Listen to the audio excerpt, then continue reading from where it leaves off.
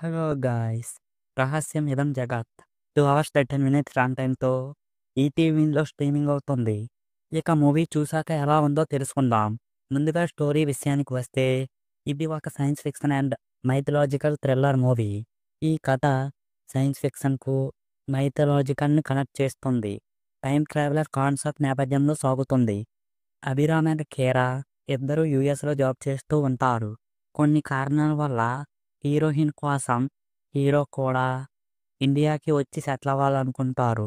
ఈ టైంలో కొన్ని సంఘటనలు జరుగుతాయి. మరి ఆ సంఘటనలు ఏమిటి?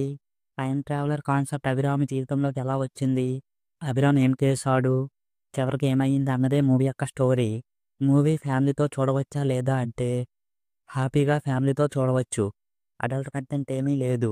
మూవీలో కొన్ని థ్రిల్లింగ్ ఎలిమెంట్స్, క్లైమాక్స్ ట్విస్ట్, కొన్ని సీన్స్, మూవీలో తీసుకున్న కాన్సెప్ట్, హీరోగా చేసిన రాకేష్ గులేబీ, హీరోయిన్‌గా చేసిన స్రవంతి వీళ్ళిద్దరూ బాగానే చేశారు. ఇక మిగతా యాక్టర్స్ కూడా బాగానే చేశారు. ఇది మూవీకి ప్లస్‌గా చెప్పవచ్చు. మూవీలో ఇంట్రెస్టింగ్ థీమ్ ఉన్నా, చాలా స్లోగా బోరింగ్‌గా సాగటం, కొన్ని ఇల్లాజికల్ సీన్స్, మూవీలో తీసుకున్న పాయింట్ బాగున్నా, మూవీ ఎగ్జిక్యూషన్ మాత్రం బాలేదు. టైమ్ ట్రావెలర్ అనే కాన్సెప్ట్‌ని అంతగా యూజ్ చేయకపోవటం, ఇవి మూవీకి మైనస్‌గా చెప్పవచ్చు. సో ఫైనల్‌గా సైన్స్ ఫిక్షన్ అండ్ మైథలాజికల్ థ్రిల్లర్‌గా వచ్చిన ఈ 'రహస్యం ఇదం జగత్' మూవీ అలా స్కిప్ చేసుకుంటూ ఒక్కసారే చూడవచ్చు. సో ఇది గాయ్స్ 'రహస్యం ఇదం జగత్' మూవీ రివ్యూ.